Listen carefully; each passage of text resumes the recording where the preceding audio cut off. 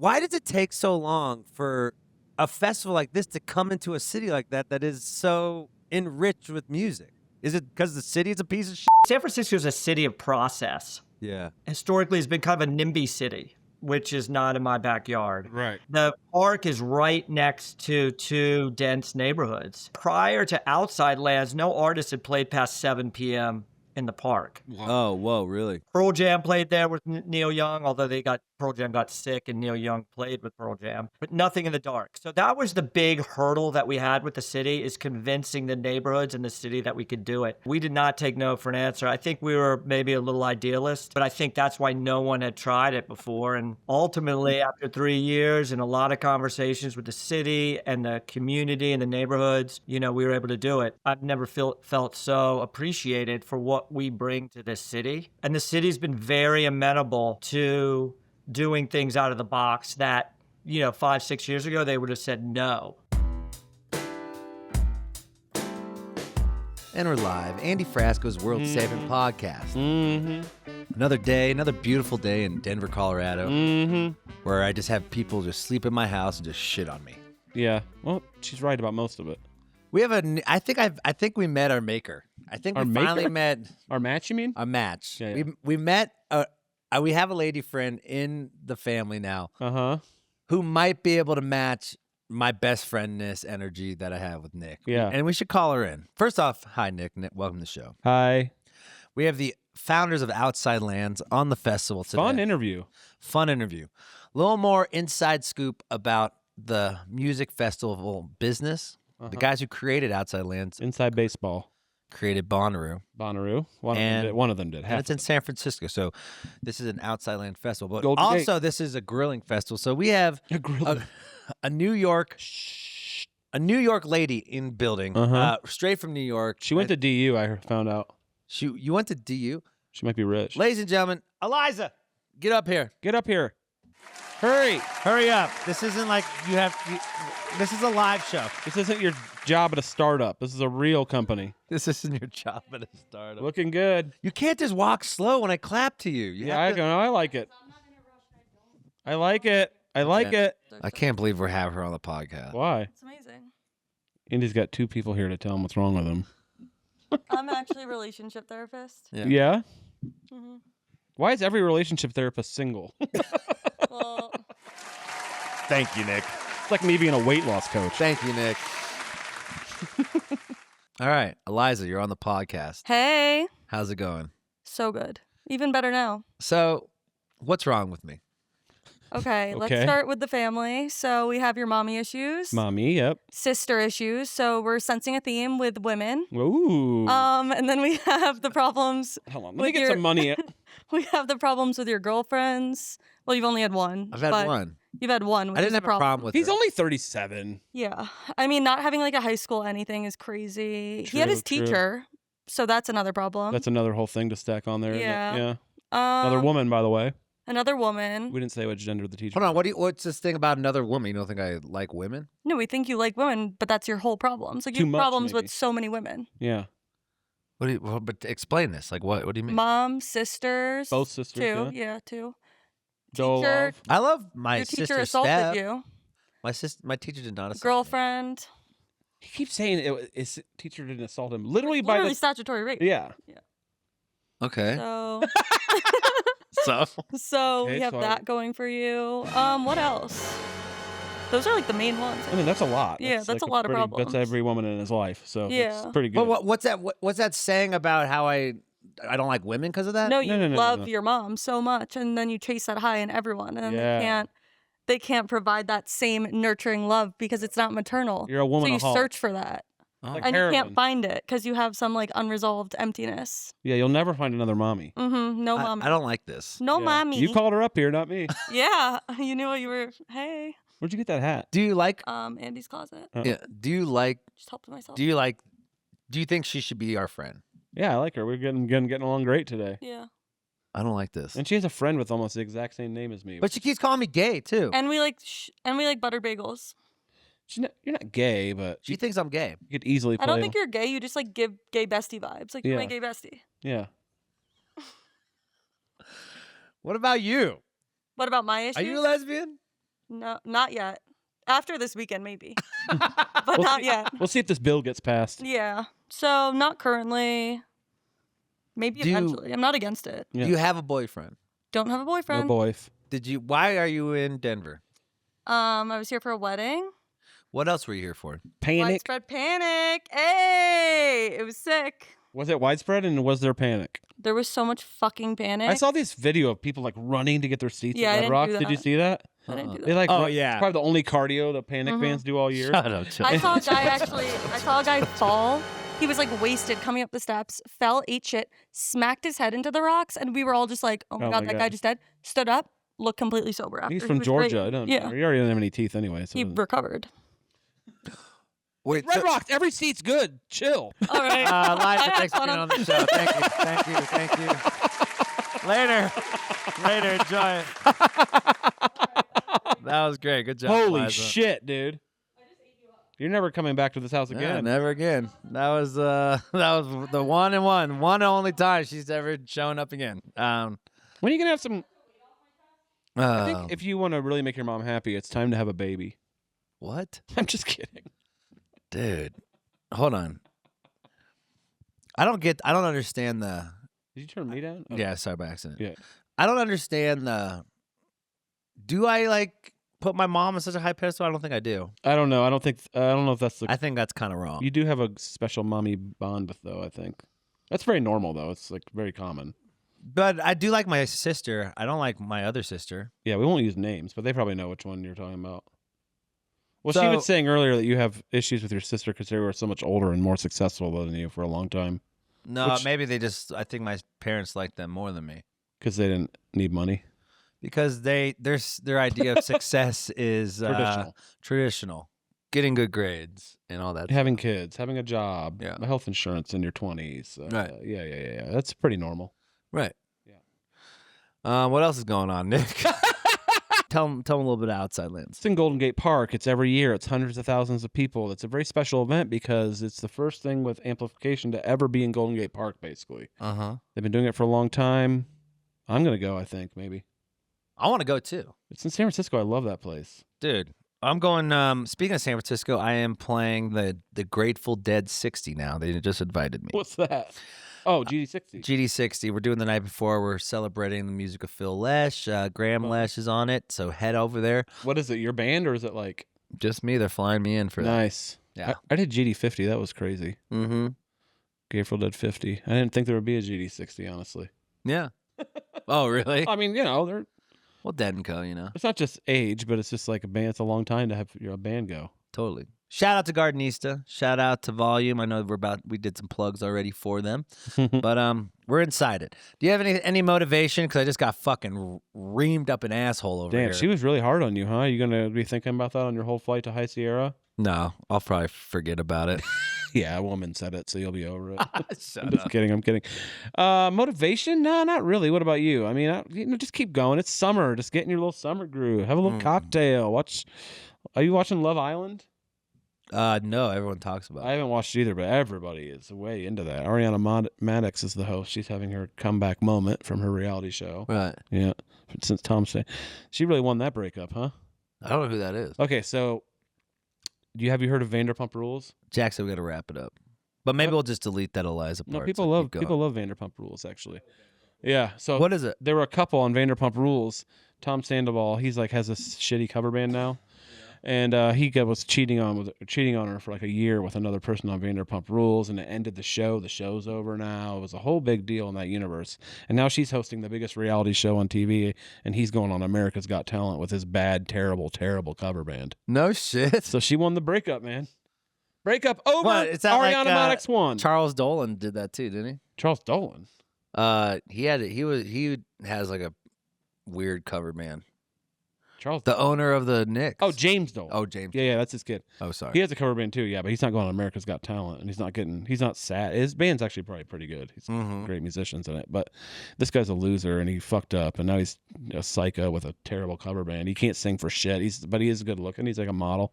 Yeah. So he's like doing that thing where he's like in a cover band and he can't sing, but he gets by in his looks, and he's on a reality show, and everybody in the band is so dorky, dude. Right. Oh my God, it's so bad. But yeah, he won on America's Got Talent this week, and it was just terrible. And she's making millions hosting the biggest daily reality show in fucking history. So it's pretty awesome, and she's hotter than him. Oh, really? Yeah. So she won. Yeah. Fuck yeah. All right, guys, enjoy the Outside Lands interview, and we'll catch you next week for a Nick solo. Hold on. No, I think that was last week. Last Yeah. week. Okay. It was great. So Nick and I are going to be doing a podcast. Yeah, next Nicholas week. and Andrew. When I'm back off tour, and yeah, I'm like bleeded out right now. You're gonna go to Nashville and finish that album thing you're doing? Is that what you're doing? Yeah. That looks fun though. Yeah, I got 2 more songs to do. And the band's going? No. Oh, okay. Oh, they're going. yeah, you the end said of the they month. were on the other At the end of the month. the other episode. You're doing twice. I got to write the songs first with a bunch of writers, And then you bring them back to do it. Yeah, Yeah, because I heard you on the other pod say they were coming out. Mhm. Yeah. That'll be fun. it'll be fun. Cool. All right, guys, bye. Wow, and we're here, Andy Frasco's World Saving Podcast. I'm Andy Frasco. How's our heads? Nick, big show tonight, Big show. or today, or whenever people are listening to this thing. It is the daytime. We're another episode of festival buyers and promoters, and this is in the Bay Area, not just the Governor's Ball, New York. This time we Mhm. got the other coast. Alan bi-coast. Scott and Rick Farman from Outside Lands and Superfly Entertainment. How you doing, boys? We're great. Or I'm great. I can say that. We're doing, great, Andy. Good to see you, buddy. Good to see you. Take 17. My first question for you guys is: We're jumping the right music in. There's no industry fucked? pleasantries. No Is the music pleasantries. industry fucked? No, we're not. We're going. We No already rubber. did that. We're no rubber. We're going Okay. full in tonight, Alan. Okay, great. How fucked is the music industry for festivals, or do you think it's gonna? How are ticket sales going? Do you think, and what do you think is gonna happen the next 3 years with music festivals? I guess I'll take that one first. We'll speak for Outside Lands, which is extremely healthy. 2023, which was our 15th year, was our biggest year we've ever had. And this year seems to be on pace to do the same thing. I think in terms of multi-genre festivals, there have been, some highs and lows. I think the strong right now, unique festivals are surviving.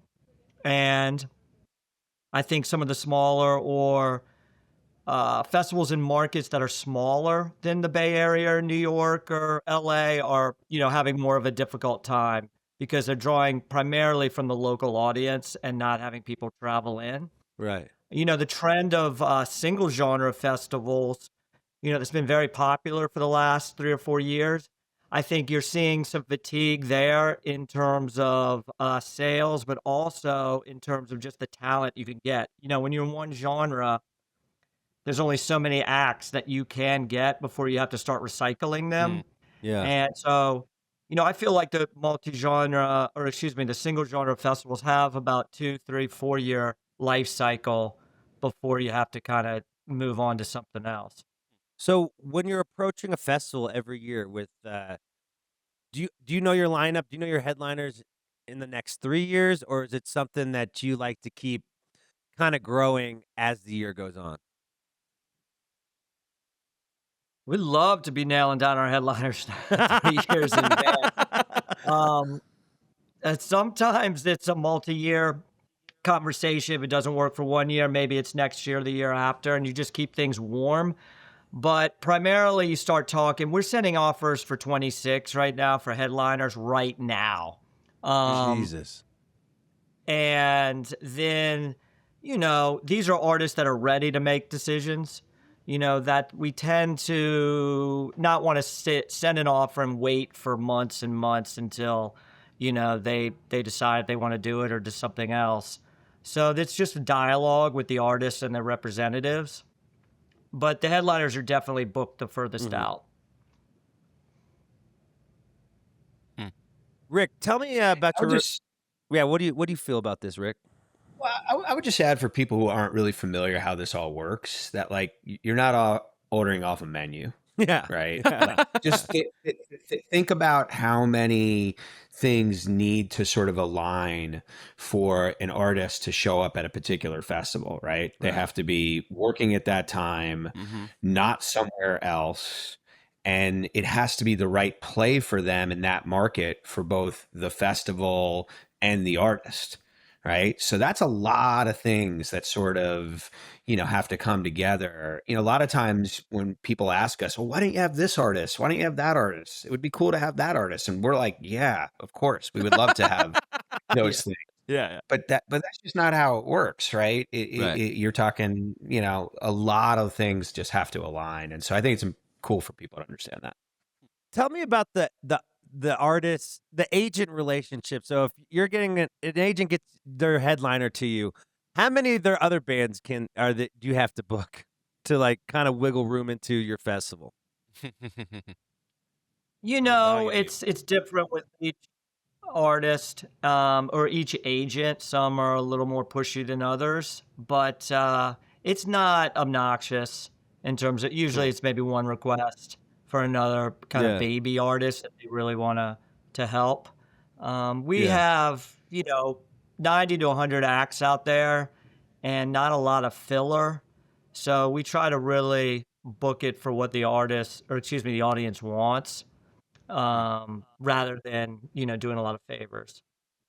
Yeah. So when you're curating a full day event of music, what's your vision of how the festival should start at 12 or to the closer? Like, do you have like a wavelength that you like to like a beat? Like I think of it like a set list where you have these movements going through the sets. Do you have that same vision when you're curating a lineup day by day? We start kind of top down, and at Outside Lands, some festivals each stage will kind of move all over the place between genres. We tend to take a stage and take the closer and then build off of that closer. Yeah. It's not perfect. We don't always nail that, but that's kind of the vibe. It also helps us balance the lineup, frankly, when we do that.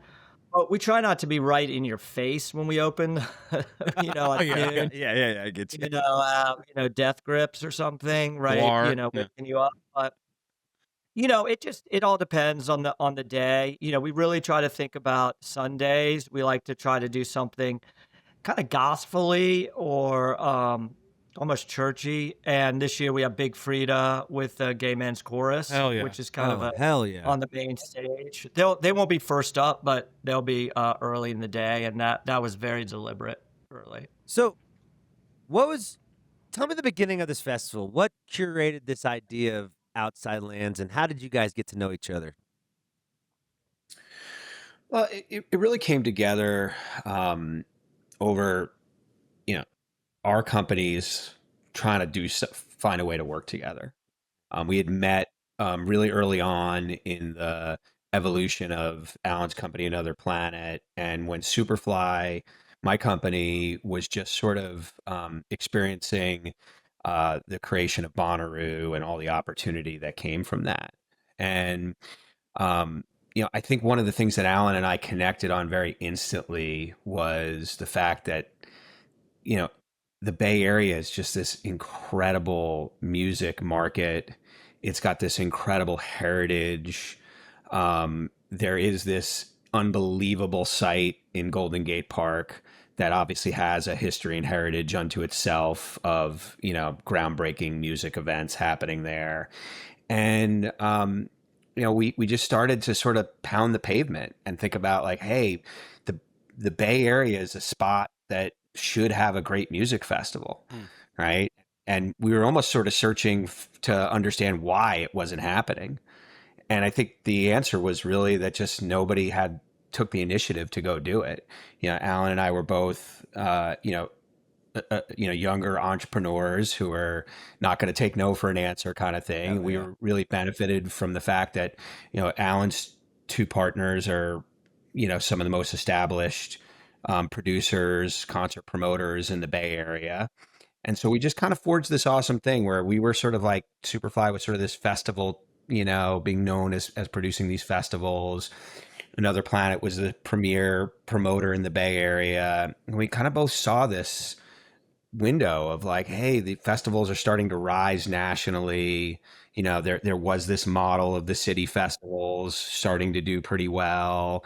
And here's this just, again, top 5 music market that doesn't have one of these things and the perfect location to do it. It was a 3-year process from the time we started talking about it to get it there. There was a lot of hurdles we had to overcome, but the concept from the get-go was pretty obvious, is like, let's do something that's really representative of the Bay Area, that sort of showcases not just, kind of its, importance as a music market, but also all of the other amazing cultural opportunities that exist here. So my question is, like, with such a in-depth and enriched community, I went to SF State, so I understand San Francisco.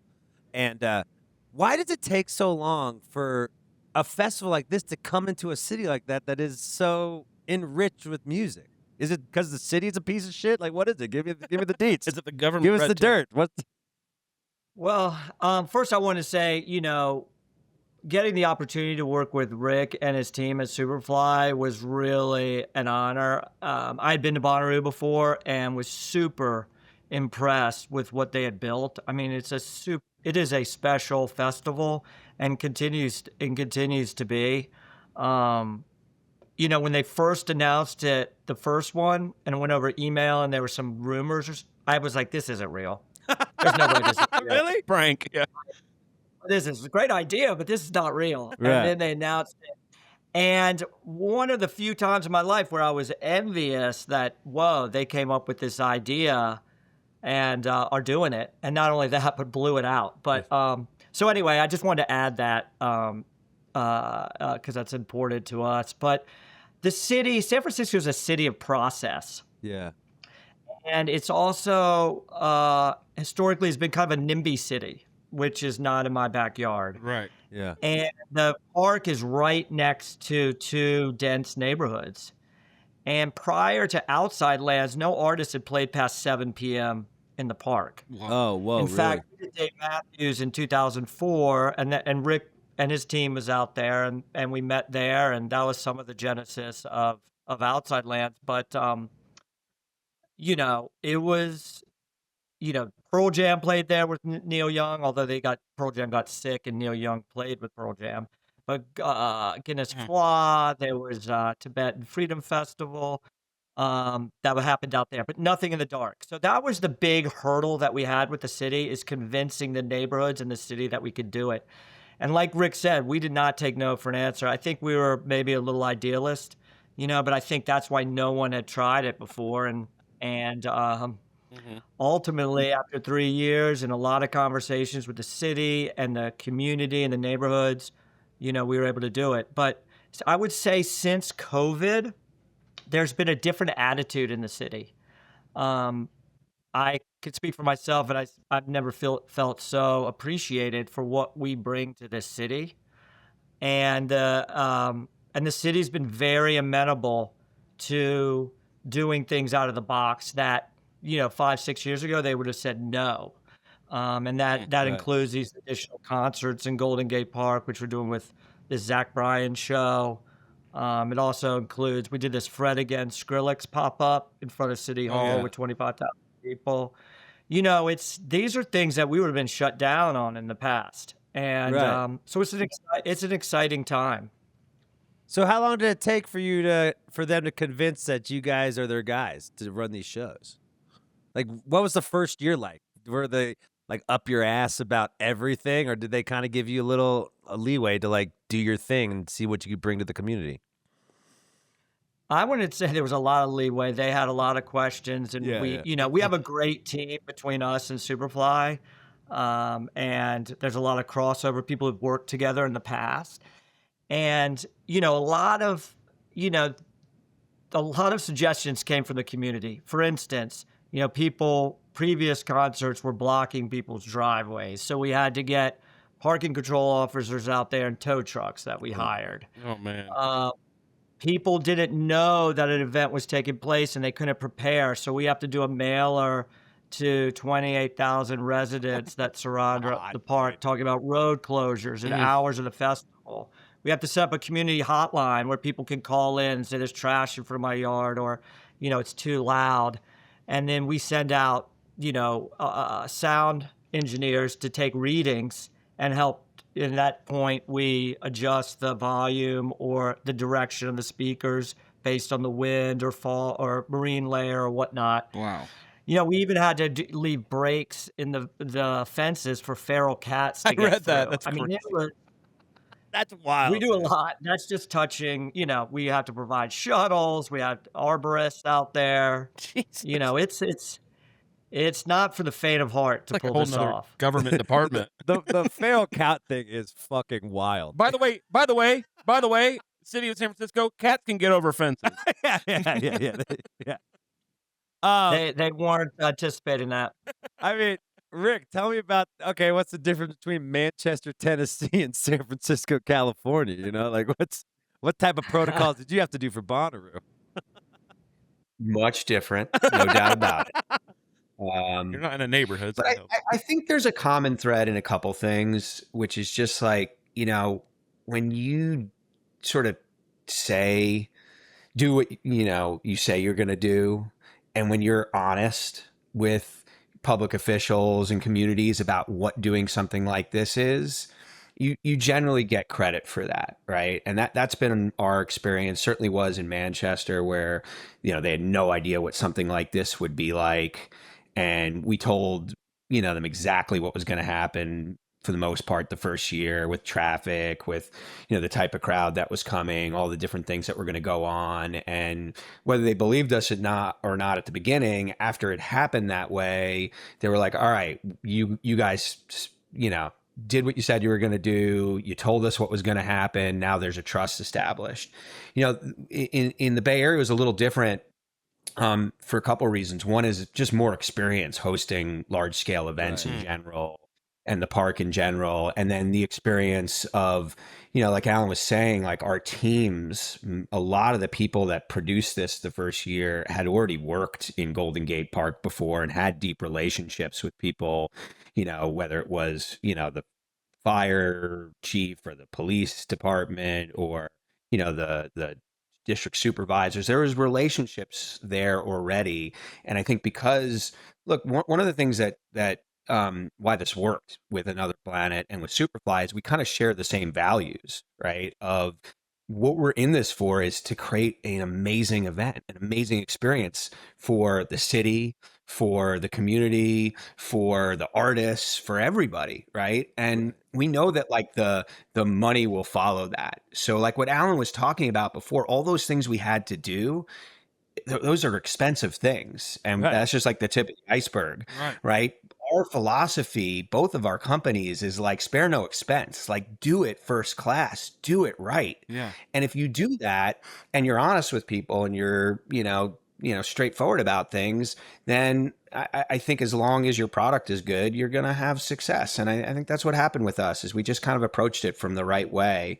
That's why it ended up being as successful as it has been. I mean, this is why you're kings. That's why I'm going to clap for you. Yeah. Let's go. I love it. Kings. Just kings. That's such a good point, though.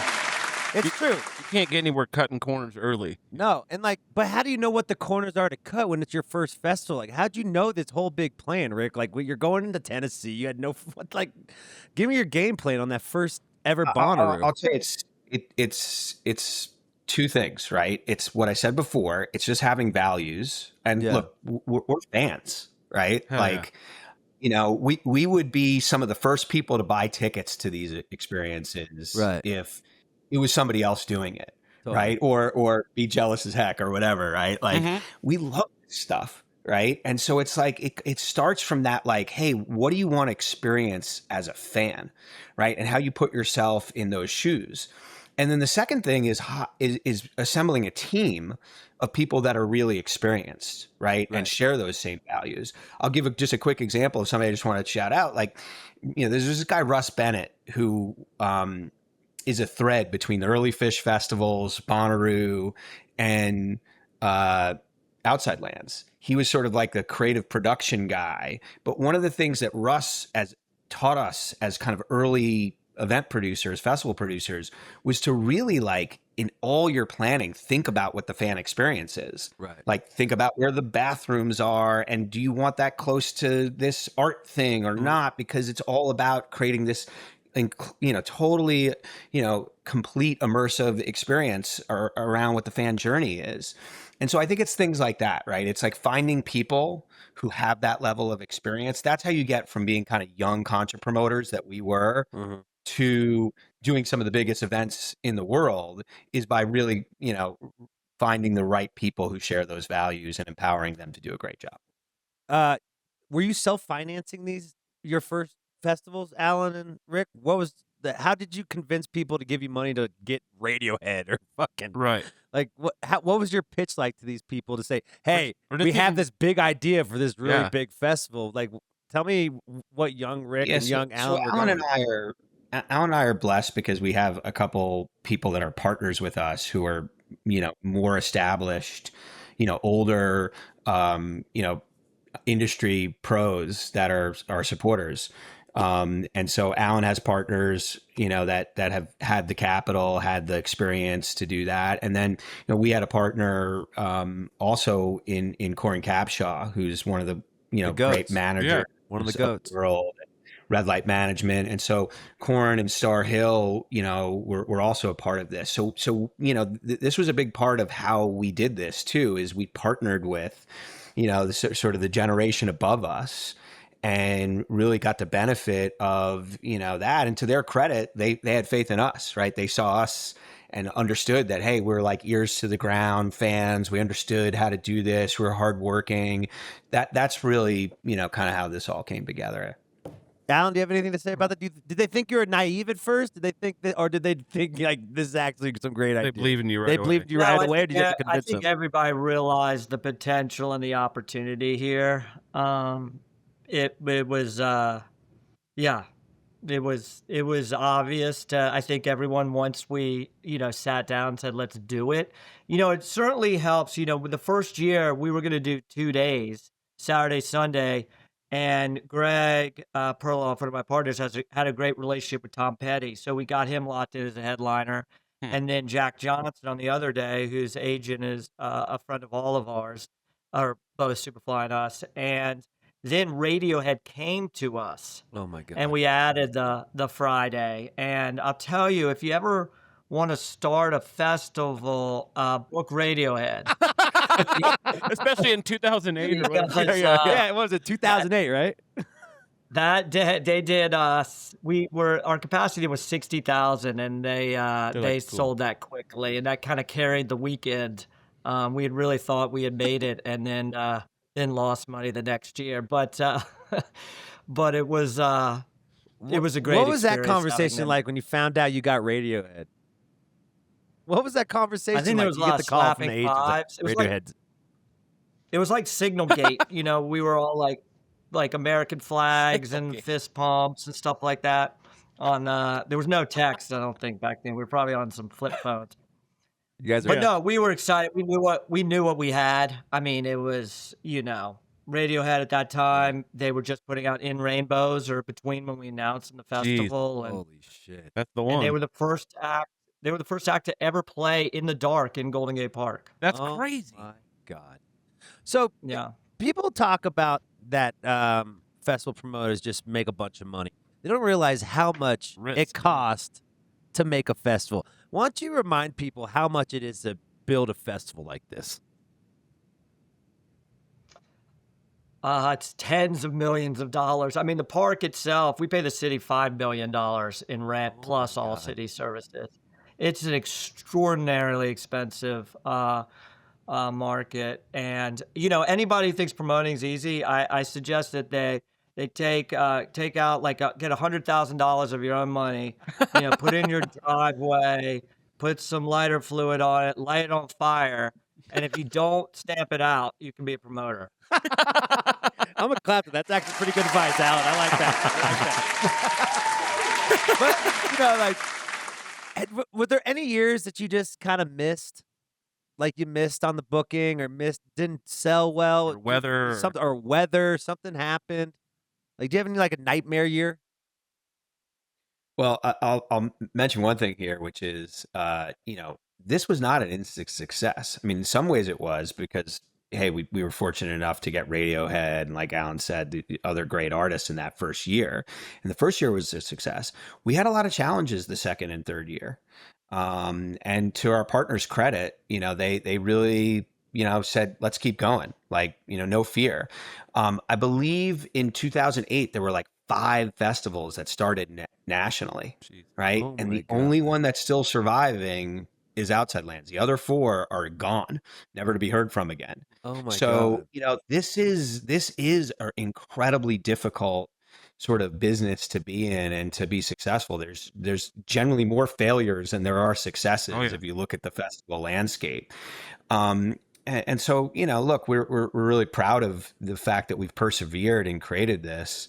And we don't take any of it for granted. Like every year, we're 100% focused on delivering the best show, because if we don't, it ain't going to work. Right. What's your philosophy on day shows and camping festivals? Do you think camping festivals are having lower attendance than just like people leaving the park at 11 and doing what they got to do, or do you see a success in both of them still? I mean, I generally think it's kind of all of an ebb and flow of these things. Like anything in entertainment, there are some things that are in vogue at certain times, and then that attention shifts elsewhere, and all of a sudden it comes back. You're like, oh my God, that thing that was popular 10 years ago is now popular again now. And so I think if you take the long view, also just think about like we're really still, in kind of the earlier stages of the festival business in America. It's certainly more mature than we started, but prior to what we were doing here, there really weren't a lot of these types of festivals in America. There was some legacy stuff, but most of this stuff was really only happening in Europe. It wasn't happening here. The concert promoters here generally built amphitheaters and tried to fill those during the summer. Right. So you're really talking, 20, 25 years of sort of a festival in the modern sense, business being prevalent here in America. And look, back then, one of the things we had to do is even just get local consumers to understand what a multi-day festival was, what the value of it was. Right. And so I think you're going to just see a continuum of like, hey, sometimes people are like, I want to go do that Foley thing where I can camp for 4 days.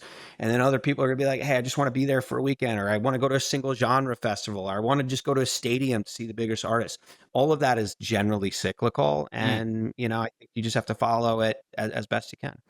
Hey, Rick, you said something interesting.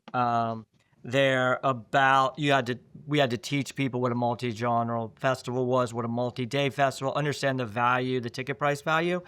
When we started Outside Lands, the only social media at that time was Twitter was pretty nascent, and then Facebook was only on colleges. Right. Wow. Yeah. So 2008. Yeah. it wasn't like it just spread like wildfire. I mean, people were emailing it to other people, at that point. So it wasn't like everyone knew how a festival worked. There was Lollapalooza, Coachella, ACL, Bonnaroo, and that was kind of the big ones then. So what was your philosophy in promoting it? How did you promote that festival to get the word out? I mean, we were still doing print advertising. Oh my God. Rolling Stone magazine, baby. Wow. We have a really large database, Another Planet does, of emails. Yeah, and we were doing concerts in the market since 2003, and so we had a good database of consumers or fans, and we were able to hit them. But it was like Rick said, it was a growth. It took a few years for the city to embrace Outside Lands, and once they did, it was kind of off to the races. What's the demographic between people who are from the Bay Area that go versus people that travel from around the country to go to it? It's about a little bit more than 50% right now. So Wow. almost closer to 75% are from the Bay Area. That's crazy. Yeah. Which, yeah, it's like 50 to 60% in the Bay Area and the rest from outside. Yeah. One of the things that's really interesting about Outside Lands that I don't think people who haven't been to it or aren't here sort of maybe don't recognize as much. I think it's one of the most multicultural audiences that are out there. You know, we have like a very significant percentage of Asian American, Latino American, African Americans, like more than 50% of the audience. Right. It's also more than 50% of the audience is female at Outside Lands. Really? That's awesome. It's great. It's really, I'm not sure there's any other festival nationally that has that kind of similar demographics to it. And I think it's obviously because of the Bay Area is this amazing multicultural place, and the programming that we're doing, we're trying to make it as inclusive and interesting to as wide a group as we can. That's fascinating. That's awesome. I'm curious about, how do you convince an artist or an agent to pick your with the inflation of how much everything's costing these days? How do you convince a headliner to do your festival versus them just doing it on their own? It used to be easier Yeah. when there were less festivals and less opportunities for these headliners. Now you're kind of catching artists in this sweet spot, right? They're but they could maybe sell out arenas, but they're not quite stadiums, and they could really benefit from the exposure of a festival like Outside Lands. We get the Weekend as they grow, and acts like that, which now do stadiums and are not going to necessarily come and play the festival. Never say never, but it's like that. So Doja Cat's an example. All of these artists that we have this year are examples of that. Hozier is doing some stadiums this summer, but primarily doing amps and arenas, and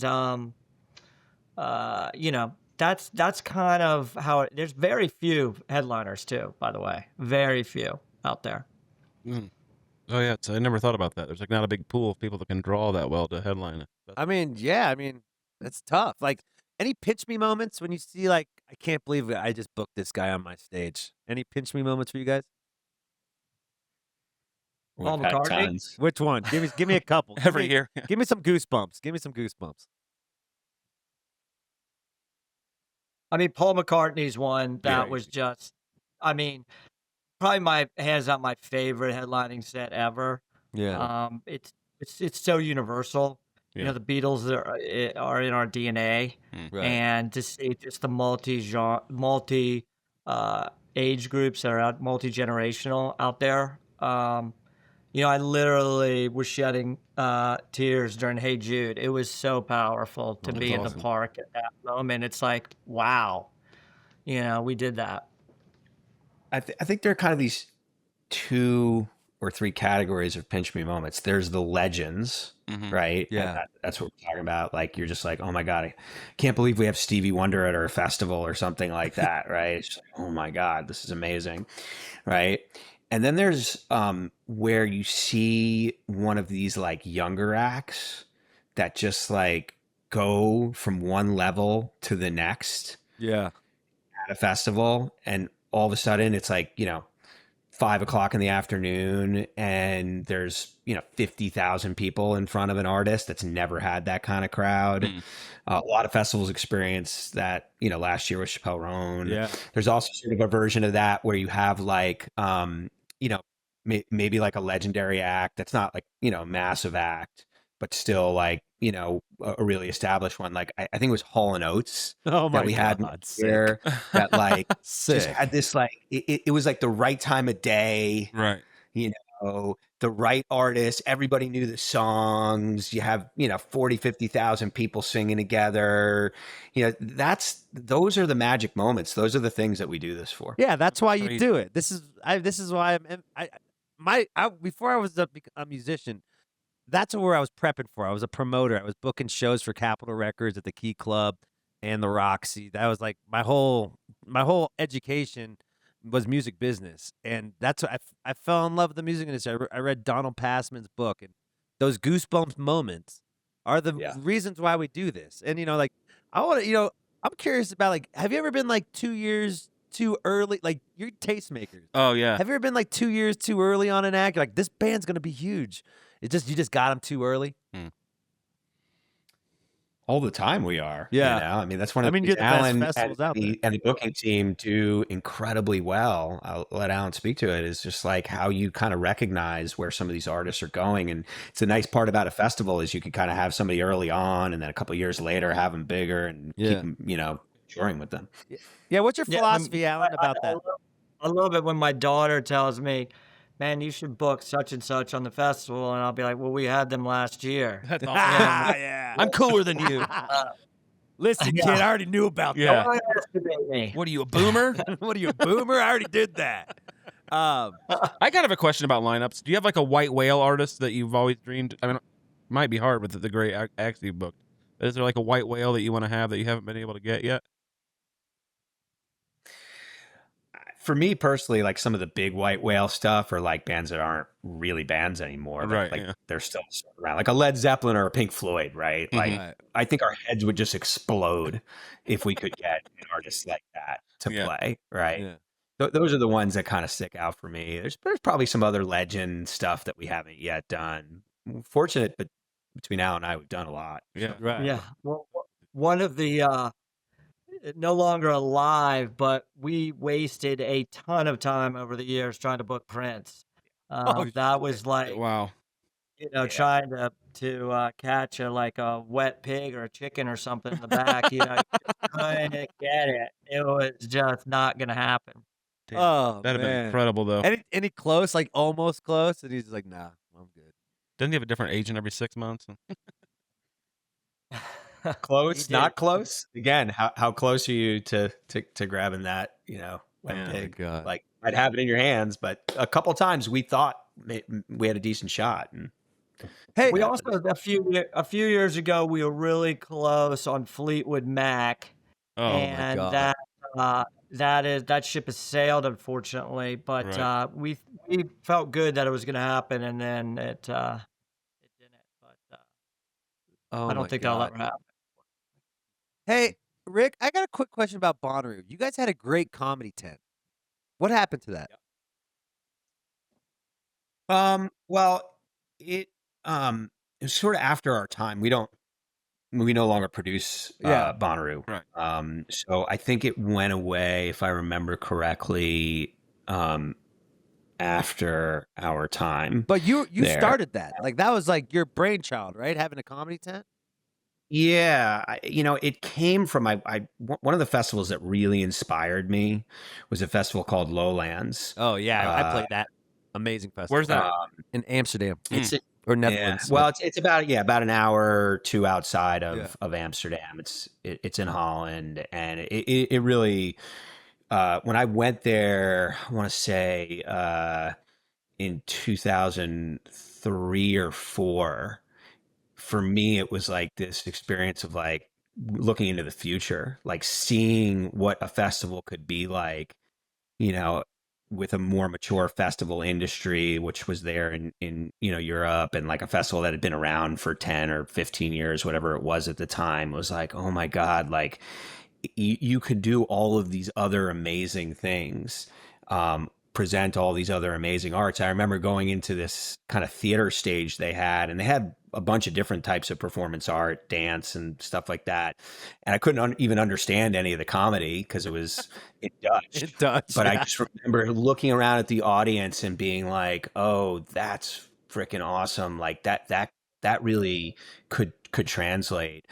The other quick thing I'll just mention that I got out of that experience, and I think that, I was sort of the person who stole the idea of the silent disco from that event. Oh, wow. And brought it to America, and we started doing it at Bonnaroo, and then it's kind of, obviously kind of gone to other places and other formats. But, I remember seeing their little version of the silent disco there and just being like, oh my God, like that is the coolest thing. Like people at Bonnaroo festivals would go nuts after that. So yeah, it's cool to be able to sort of, mine some of these other things and take some of that stuff back to, what we do. Rick, do you mind if I ask you something personally, and we'll go back to Outside Land? Bonnaroo is your baby. Take the money out of it. You sell it. How hard was it to sell it?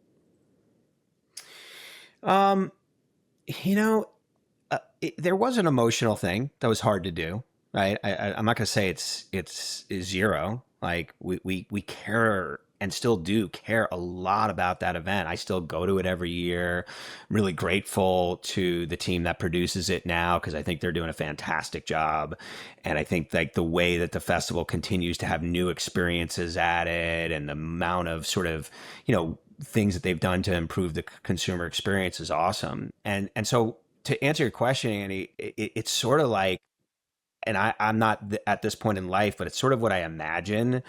It's like to have sort of your child leave the home and go be an adult, right? Oh yeah, that's heartbreaking, dude. I think there's just something, like for us, there was a part of it actually that was sort of kind of like a letting go experience that was really positive. It was like, hey, you know what? Like we're always going to have been a part of this thing, this thing now can go on and, like live on its own because of what we've created and the opportunity there for it to be something, that hopefully transcends us in all capacities is there. And I think that was a big part of what made us comfortable with it, was just that idea of being comfortable with letting go and feeling like we were leaving it in good hands. Yeah.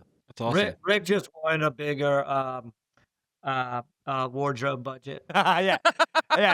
It was nostalgia, and then he saw the ATM withdraw. Yeah, exactly. Well, maybe it's nostalgia. No, We need more Tipatina shirts. no, but Well, we did make very nice robes.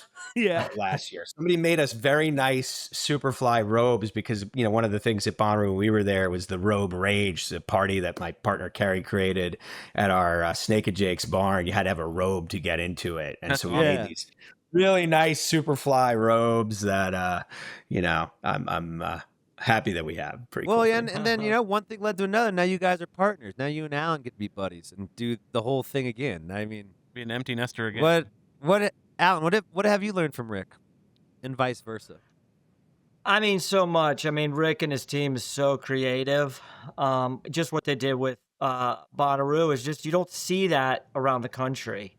In terms of all the festival elements, just like he just mentioned, Snake and Jake's, is that what it is? The Road Rage and the comedy tent and the cuckoo clock. And, there's so much stuff. So one of the things they instilled in us when we started, because we were concert producers, not festival producers, although Greg and Sherry, my partners, had done the US Festival in the early 80s with Steve Wozniak and other stuff, but no modern day festival. And, they taught us that, let's take a portion of our budget, our sales, and put it towards these other elements in the festival that you can't say you can't quantify it, but you could qualify it as being something really cool.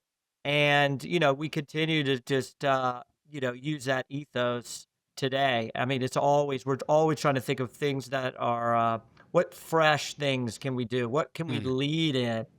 I think, Rick would tell you that, inspired by Jazz Fest, we were really the first festival to put gourmet food at I think, and we have San Francisco, some of the best food in the world. The and, best. Today we have 100 restaurants and something like 700 menu items. That's awesome. That went for beer had been done before and they'd done it at Bonnaroo, but wine hadn't been done. So we have wine lands, and now we have grasslands where you can. I think it's the only major festival with a consumption area and with bud tenders. Oh wow! I might add.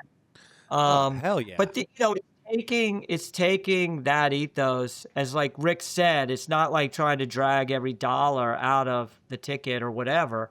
It's like, let's put it back. Let's give the audience an unforgettable experience. Right. And I mean, you're building community. This is why we go to festivals. This is why I'm in the music industries. why I'm a festival band is because I love the community that these festivals. When I was 21, getting booked at Wakarusa or just like these festivals, and I just remember that forever. The community you built from there, and you build your friends for life, and you bring it back to the community. Just makes them want to be more loyal to you guys. So like for that, thanks for just meeting us in the middle as a fan. Not even as a musician, as a fan. Just thanks for thinking of us too. So, and thanks, just taking Rick. the risk in general. Yeah, and thanks for putting some money out there. I appreciate it, Big Dog. Someone's got to do it. You did it, boy. Someone's got to light You got to light that catch on fire in the driveway. Yeah, someone's got to light that catch on fire. All right, guys, I'll let you go. I know you're busy for booking and doing your thing, but thank you so much for your time. We will be going to Outside Lands. Oh, cool. Are you guys coming this year? We might. We might. No, we might go. Yeah. Probably hit you up for some. Oh, passes. right. Oh, it was. You're going. Now it's might. What's going on? Oh, yeah. Andy, I think, by the way, I don't want to blow your cover, but we might be seeing you at one of our venues next year. Yes, I asked to play the Independent. So thank you so much for taking that fourth hole. We're excited. Let's go. Me and Alan in business, baby. I'm in the box. Let's go, baby. Let's go. I'll fly out for that one. I'm committing to being there, Andy. Perfect. You know. I mean, Bongiorno speaks so highly of you guys, and Ivory Daniel, they're my team, and I'm just honored to talk to two legends about you guys built this thing from the ground up, and you guys are humble and you're not assholes, and I just want to say thank you for not being dicks. Yeah, it's always fun to talk to people that are. It's always fun to talk to people. Low bar. Oh no. Yeah, there's a lot of promoters that are kind of like just sharky. And it's always fun to talk to people that are smarter than you. Oh yeah, I feel dumb in this conversation. So thank you so much for teaching me the ways of the festival. I got one last question for both of you, and I'll let you get back to changing the world via music. When it's all said and done, what do you want Outside Lands to be remembered by? Take your time, boys. Well, will be great. I think the mission of it has always been to sort of be really representative of what's so special about the Bay Area. This festival brought me to living here, and I've been living here now for 16, 17 years, raising my family here. And the quality of so much of the experience in the Bay Area, of San Francisco, of the sort of art, music, culture, the social culture that exists here. It's just a really unique place in the world. And the fact that we get to express that through a festival in such an incredibly beautiful place as Golden Gate Park, and such a unique venue that it is, we want that to be the thing that people are like, yes, this is what an encapsulation, a love letter to the Bay Area in many senses. Yeah. What about you, Alan? I mean, I'll just piggyback on that because that's exactly right. We wanted to create an iconic event, something that is creating a legacy here. And when people think of San Francisco, want them to think of Outside Lands as well, just like they do about its restaurant culture and its wine culture and its art and music, certainly. We just want to be part of the fabric of San Francisco. And I think we've done that. And hopefully, my daughter is 17 and she's was born the year of the festival, and she's gone in some shape or form every year. But now she comes with all her friends, and she's telling me what to program and telling her friends she's behind an artist. She's like, my dad books that festival. You still have to pay full price. You still have to pay full price. I She'll took me tell to her prom. friends that she told me to book an act, and that's why it's Yeah. So would you pass if she asked, as we get older in life, and she says, I want to run this thing, would you pass the torch to her? I'd love her to work at Another Planet. I'm trying to get her to intern here soon. I mean, she's a sharp cookie. Talk about talking. Well, she thinks she's smarter than she is, but she Sam is. would do a fantastic job. Emmett too. The apple hasn't fallen far from the tree. I've seen these kids grow up. They're They'll be very capable when they get there. Well, Awesome. hopefully we'll be booking Frasco at 6 years old. He's like, hey, just push me in the cart, baby. Just push me onto the stage. The Heritage Act. Andy Frasco. the Hey, I'll be Heritage in the Act. Heritage Jacket outside. I'll see you Gospel over set. there. It'll be one of their 2000. white whales, you know? Yeah. That's what I'm Frasco there. Frasco, I mean, 2054. We'll see you Not there. a white whale, a goldfish. Just a silver fox Jewish afro. Here we go. All right, boys. Enjoy your night. Be safe out there. Keep kicking ass. I'm rooting you on. Love you guys. Yeah, you guys were awesome. Thanks, both of you. Cheers, Thank guys. you. Awesome, man. Bye. Bye.